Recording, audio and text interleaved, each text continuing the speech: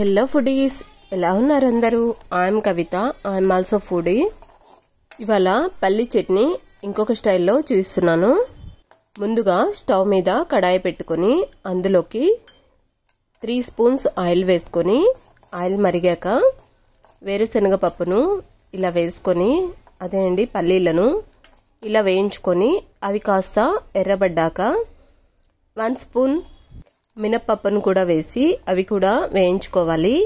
ఇప్పుడు అందులోకే 1 స్పూన్ జీలకర్ర వేసి వేయించుకున్న తర్వాత ముందుగా కట్ చేసి పెట్టుకున్న టమాటా ముక్కలు, కారంకి సరిపడా పచ్చిమిర్చి వేసుకొని కాసేపు వేయించుకోవాలండి.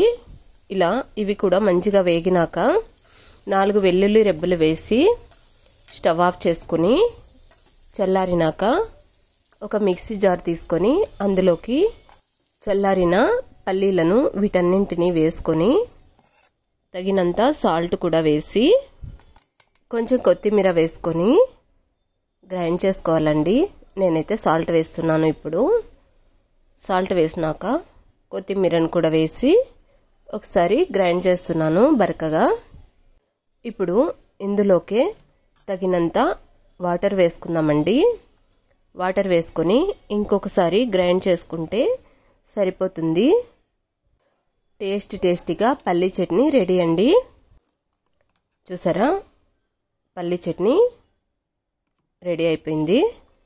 ఇప్పుడు నేను పల్లి చట్నీని రాగి సంగటితో సర్వ్ చేసుకుంటున్నానండి. రాగి సంగటిలోకి పల్లి చట్నీ సూపర్ ఉంటుందండి. టేస్ట్ అయితే చాలా బాగుంది.